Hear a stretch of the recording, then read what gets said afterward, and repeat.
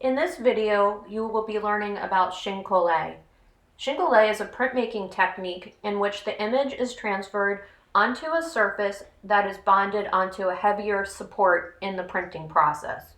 One purpose is to allow the printmaker to print on much more delicate surface. Another purpose is to provide a background color behind the image that is different from the surrounding backing sheet.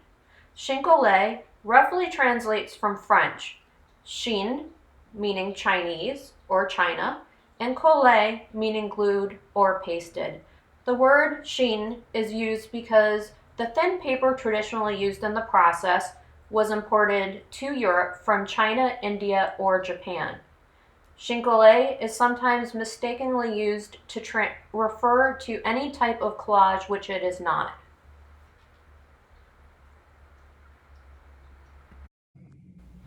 I'm going to use today a die-cut piece of paper, which I did on construction paper, an envelope that's made of glassine, and two different weights of paper, one that is very, very heavy, and the other one, which is the manila one, which is not heavy.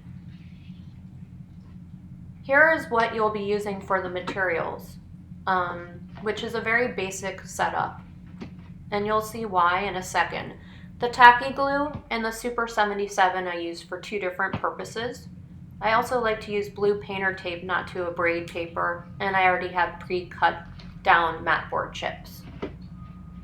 First, when I set up, I always make sure on my table I have already cut a bunch of parchment paper so I don't get glue all over myself and the table. I put in the corner a bunch of the glue ahead of time. I carefully place the die cut piece, and in this case I just use die cut. You could use a piece of any kind of paper that's lightweight. I'm carefully carting the glue across the surface, and I'm making sure that I have all of the corners as well applied with glue. I like to change the direction just because I know that I'm going to be making the glue spread evenly. And you can see this is like really, really delicate at this point. I sometimes also like to use tweezers just to pick up the pieces and then also onto the paper, as well as I like to sometimes use a paintbrush if it's a really, really, really delicate piece.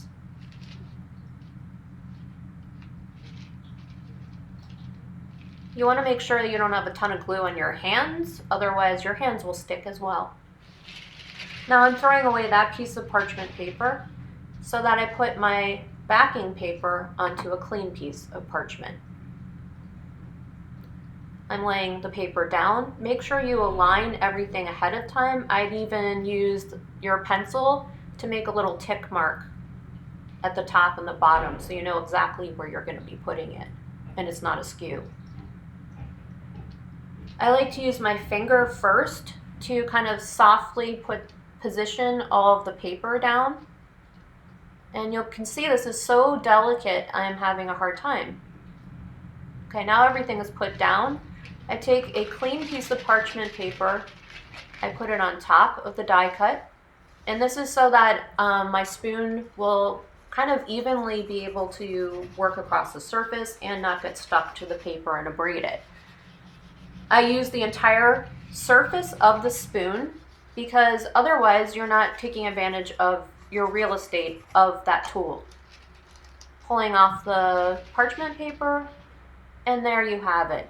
Now you want to wait for 24 hours before you work on it. This is my piece of glassine envelope. Glassine is just a waxy surface. I'm using Super 77 because it is not a porous paper. Make sure that you have it kind of down so that it doesn't blow away. And you can see I went in multiple directions. I'm taking it carefully, throwing away the parchment paper, and then I place it down onto the other paper. And then you're going to be using a spoon again. Don't throw your paper totally away because you can reuse it again for other things. And plus that's wasteful. And you can see that's the one I used before, so it's clean.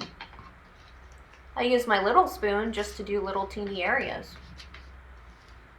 And all these spoons were cheap. They were no lot more than $1. And there you go. Now, that one I already did. I'm going to take another piece of die cut construction paper, put a teeny bit of tacky glue down, because it's not a big surface. And then I'm going to put it across, again, this surface. Now, I'm using that glue because it is a porous paper. And when I mean porous, it does not have any plastic or waxy surfaces to it.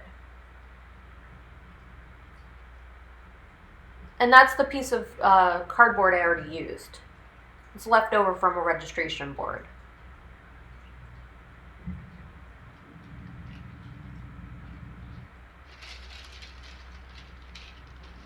I would recommend always having the paper face up and make sure that you know that it is going to be applied the right direction. Okay. Then you can cut out my last.